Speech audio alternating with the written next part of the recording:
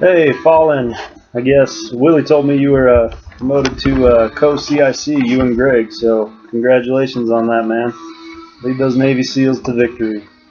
So, Fallen requested that I make you all a video regarding credit bases, you know, how to set up a credit base and everything. So, I already selected a base that looks amazing for credit setup. There's actually one that looks better, or statistically would be better for me, but this one looks cool. I mean, just look at the way the Tiberium fields are set up. So putting a bunch of credit, putting a bunch of refineries in the middle of that it just makes sense, man. It would just be awesome. So I'm going to go ahead and put my base there. And this is also how you can choose the layout of your base. So for those of you who don't know how to do that, look at the layout of this base, and what you do is when you plop your base down, you put it on top of this. You put it on top of your outpost or camp that you chose. I know you probably can't put it on top of a forgotten base because it's in yellow territory, but you can put it on top of outposts and camps that are in either unclaimed territory or whatever, as long as it's not forgotten territory. So check out the layout of that base, and I'm going to plot mine right on top of that. We'll label it Unknown 1. So we go in there and we have that exact same setup. So that's how you can choose the actual layout of your base, everybody, in case you haven't been told how to do that yet. We'll put my construction yard, right about there, just for defensive purposes, and upgrade the hell out of it. Get that thing up to, I've got a good amount of resources. So we'll put it at level 20 for now, and then so what you want to do with your credit bases is you want to select an area where you're going to be able to touch the most Tiberium fields, okay? So I can touch, what did I make the statistics? I can touch, 2 of my refineries can touch 4 Tiberium fields, which would be these 2. 3 will be able to touch 3 Tiberium fields at the same time, because it raises your bonuses. 11 will be able to touch 2, okay? I'll be able to get 11 refineries touching 2 Tiberium fields, and 13 that touch 1. So I'm going to go ahead and fill all those in and just kind of show you how this works, okay? Say I'm a symmetrical type of person. I'm an engineer, so that's just kind of the way I work. And beyond that, then you can attach some power plants around some of these. So like I can put a power plant right here because that'll touch 2. Because you do need still a little bit of power, but this base isn't focused on power, so that's not your main focus. But you do still need some power in order to upgrade some of this stuff. So let's get all these in place. No, not there. And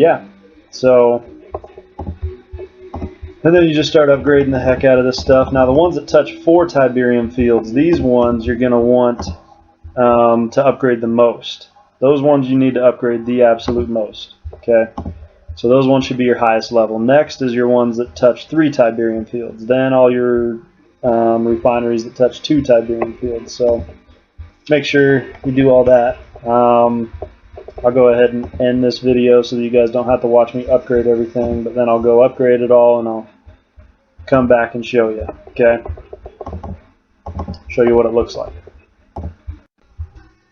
Alright guys, so this will just be tacked on to the end of the last video. So got that all upgraded, and so credit production coming out of this base is actually the most I have of any base. I just checked all my other ones. My resource package production and continuous production sitting at 145, 187, and basically that little bit extra just adds another 1 into there. So yeah, we're a little over 300,000 coming out of this base. Total credit production for me now is what, like almost 1.5 million so per hour. And that's pretty good. My other credit bases, this one is still under 300,000. This one also still under 300,000. In fact, barely over 200,000. This one, it's over 300,000. That's not bad. And this one a little over 300,000 as well. And those ones I've been just slowly upgrading. So this is one of my offensive bases. I have 2 offensive bases. And then this is my main offensive base. If you guys want to copy some of that power output, it does help a ton. Just remember before you get into PvP to move your your defense facility and your defense HQ over here, you know, closer to your construction yard, sort of. Maybe space them out a little bit, but with the way my defense is set up, yeah.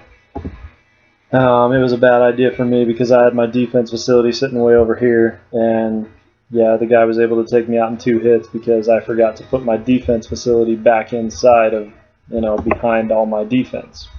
So, anyways, but yeah, that base is rocking the freaking the credit production now. In fact, I think it is the highest of all my bases. I think Shannon was the next highest. No, Shannon's higher. Okay. But anyways, and just for the sake of being able to blow all the rest of the resources that I had there, like all that power and that crystal, set up an offense. So just having an offense there, and it actually took, I think I was at 98 when I was at number 98 when I started upgrading, or when I had finished upgrading all my refineries. But by putting down these extra buildings and putting down a command center, plus you want a command center because that way you can actually look for other bases around each and every one of your bases, because some of my bases still don't have command centers. Like this one, it doesn't have a command center. So, and I was trying to scope out a place to put my base, because if you put it on top of camps and outposts, it'll, you know, you'll get that layout. But I can't look inside these bases because I don't have a command center on either one of these. So I can't look inside of them. So yeah, I had to put a command center inside of some of those bases so that I could look inside, or look into these other ones. So where you have a command center, then you can look at it regardless of whether or not you have an offense.